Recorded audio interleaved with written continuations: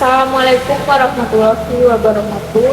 Yang terhormat Bapak, Ibu, dan saudara-saudara sekalian, saya berada di depan Anda hari ini untuk berbicara tentang penerapan kosakata bahasa asing ke dalam penggunaan bahasa Indonesia disebabkan ketidakbudayaan Indonesia dalam interaksi antar bahasa.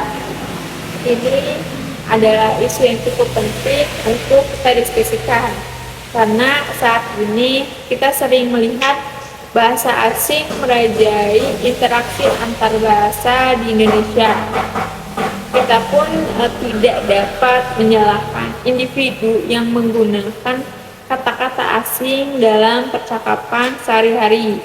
Karena kehadiran bahasa asing ini memang memberikan manfaat tertentu seperti memperkaya kosakata kita dan memfasilitasi komunikasi global. Namun, jika kita menerima keberadaan bahasa Indonesia, bahasa asing secara membabi buta, kita mungkin mengalami ketidakberdayaan dalam menghadapi interaksi antar bahasa. Bahasa adalah integritas dan cerminan budaya kita. Bahasa Indonesia adalah bahasa yang indah dan kaya, memiliki sejarah panjang dan dipenuhi dengan kearifan lokal. Oleh karena itu, kita harus berupaya untuk memelihara dan memperkaya bahasa kita sendiri. Karena bahasa adalah sarana untuk menjaga integritas dari budaya kita. Dalam banyak kasus, penggunaan bahasa asing dalam konteks yang tepat ini bisa menjadi hal yang baik, seperti dalam bidang akademik, teknologi, dan profesi tertentu. Namun, masalah muncul ketika kita mulai menggantikan kata-kata Indonesia yang sudah ada dengan kata-kata asing yang sebenarnya tidak perlu. Ketika kita terlalu bergantung pada bahasa asing, kita secara tidak langsung memberikan kekuatan dan mendominasi pada bahasa lain di atas bahasa kita sendiri. Ini bisa merugikan kesempatan para generasi muda untuk menguasai bahasa Indonesia dengan baik. Selain itu, hal ini juga dapat memperburuk kesenjangan antara mereka yang mampu menggunakan bahasa asing dengan lancar dan mereka yang hanya mengandalkan bahasa Indonesia.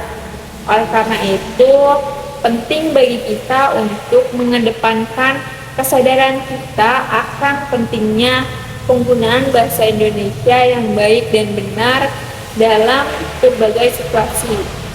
Sebagai bangsa yang berdaulat dan berbudaya, kita harus berupaya untuk mempertahankan bahasa kita dan menjadikannya sebagai alat yang kuat untuk berkomunikasi.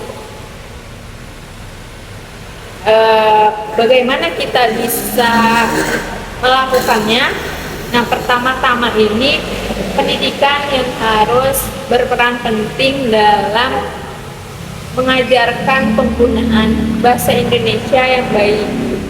Guru-guru dan orang tua pun perlu menyadari pentingnya memperkuat kemampuan bahasa Indonesia anak-anak kita, sehingga mereka dapat mengembangkan identitas mereka sendiri melalui bahasa. Nah, selain itu, media massa juga memiliki peran penting dalam mempromosikan bahasa Indonesia yang baik. Media massa ini harus menggunakan bahasa yang jelas dan baik. Karena untuk menghindari penggunaan kata-kata asing yang tidak perlu. Dengan demikian, kita dapat membangun kesadaran akan pentingnya menjaga integritas bahasa kita sendiri. Oleh karena itu, perlu adanya upaya bersama untuk memperkuat penggunaan bahasa Indonesia secara tepat dalam interaksi antar bahasa. Kita harus mempromosikan pengetahuan tentang kosakata yang benar dalam bahasa Indonesia dan mengajarkan makna dan penggunaannya yang tepat, serta membangun kesadaran akan pentingnya menjaga kelestarian bahasa Indonesia sebagai warisan budaya yang berharga. Sekian yang dapat saya sampaikan dalam pidato kali ini. Marilah kita bersama-sama menjaga, memperkuat dalam bahasa Indonesia sebagai salah satu identitas bangsa, sambil tetap terbuka dan responsif terhadap perubahan yang terjadi dalam interaksi antar bangsa. Terima kasih atas perhatian dan kesediaan Anda untuk mendengarkannya. Wabillahi taufiq wal hidayah. Wassalamualaikum warahmatullahi wabarakatuh.